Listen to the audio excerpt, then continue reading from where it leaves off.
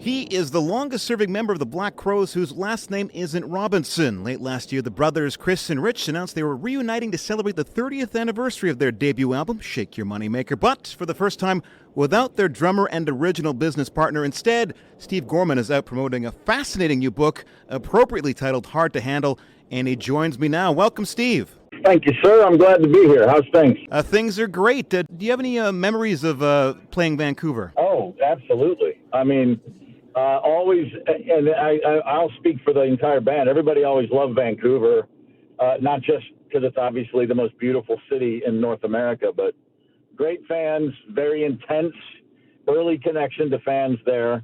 In 1990, the first time we were ever in Vancouver, we actually went out to Vancouver Island, took the ferry out, and that was the first time ever being in that part of the world. It's just staggering, and spending a night in Victoria, running around, that was all really incredible. Like the first time I was ever sort of blown away by a place was that trip up to the Northwest for the first time, or the Southwest, as our Canadian friends might call it. There you go. Okay, we're off to a good start. Now, you wrote the book, as I understand it, before you found out the brothers were getting back together. What made you write the book?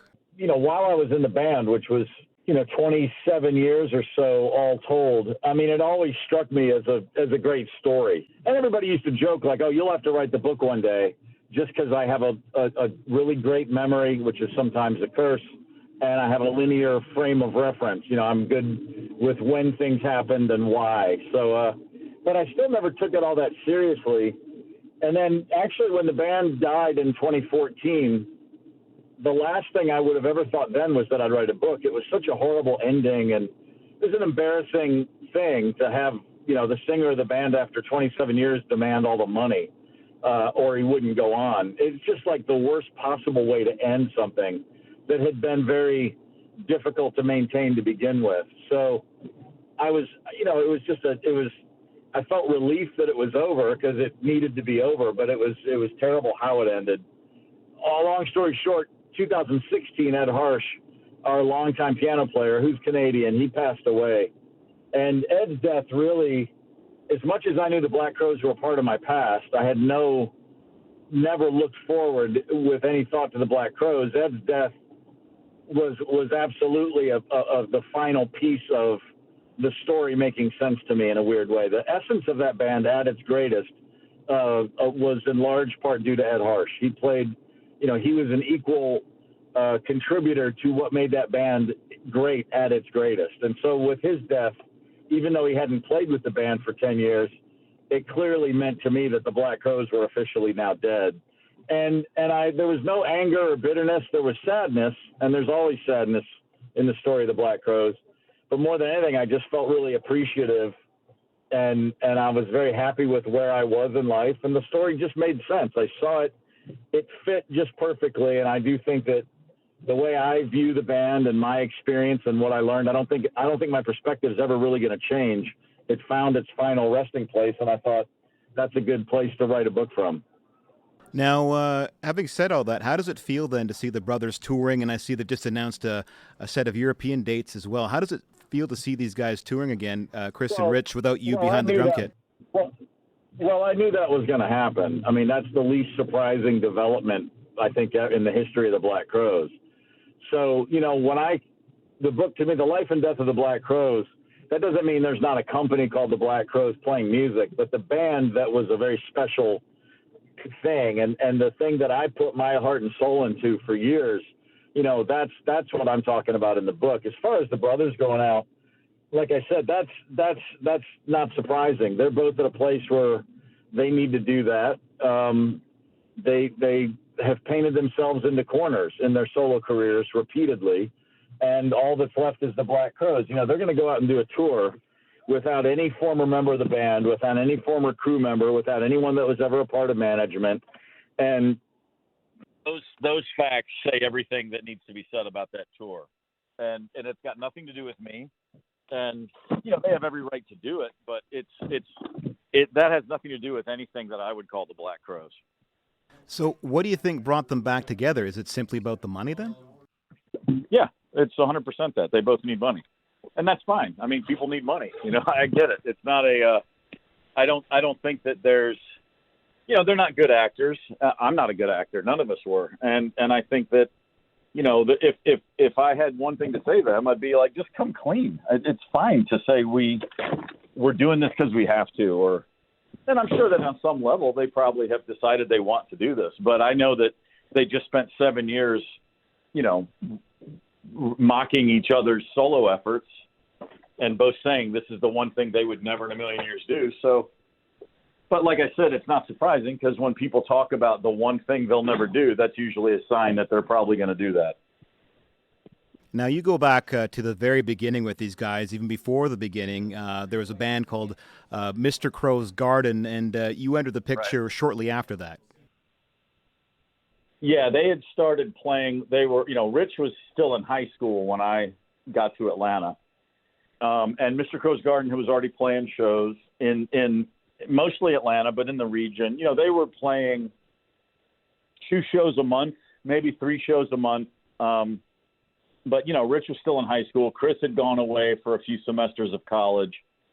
And what they were, it was funny because they already had an opportunity to do a demo for A&M Records.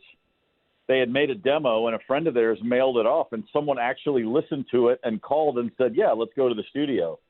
So they had already been on the radar without really being much of a band. I mean, they'd only played a few dozen shows, but Chris was obviously a compelling figure. And so when I stepped in to join, I was the first member of the band that they ever felt like, oh, this guy's actually in the band with us. You have 2 brothers, and whatever rhythm section they could scrounge up for the day basically was what the band had been until I joined. Because when I joined, I said, okay, I'm in. Let's go. Let's get serious. And we weren't very good, but we all were very, very passionate about what we wanted to do. So that was the connecting point more than anything else. Now, I think most folks would agree, and I think you kind of say this in the book as well, that the golden period of the band was those first 2 records, Shake Your Money Maker and Southern Harmony, A Musical Companion. And then things kind of go off the rails, and not for the first time, by the time of the 3rd record, even though I love the 3rd record. What happened there? Yeah.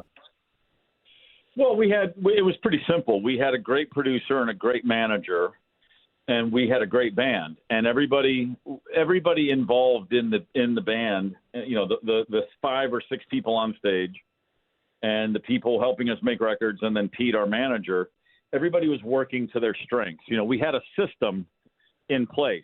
Everybody had a job to do. Everybody was doing the job they should do, and we functioned very well as a group. And after the 2nd album, after Southern Harmony and the success of that album and the tour that went on for, a year and a half, basically, the simplest version is 2 things were happening. The constant fighting and tension between the brothers had started to significantly erode any sort of joy, any sort of camaraderie in the band, because everybody's energies were spent diffusing big problems. And, when 2 people just refuse to agree on even the simplest of concepts solely because they don't want to be agreeing with the other guy, literally nothing can be accomplished. You're having fights over what the chorus of a song should sound like, and then that lends itself into a fight over what we should order for lunch. And it just never ends. And that, after a while, there's a true erosion of the spirit.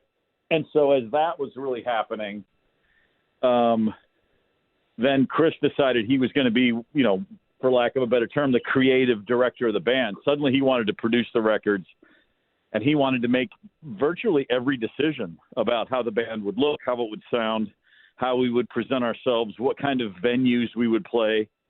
He just completely lost the plot of what had helped make the band so successful. And I agree. I think the 3rd record's a great record. I think the tour for that album we were as good a rock band as there was on the planet at that time. But behind the scenes, all of the threads that would eventually unravel the whole tapestry, they'd already been pulled, and it was just a matter of time at that point.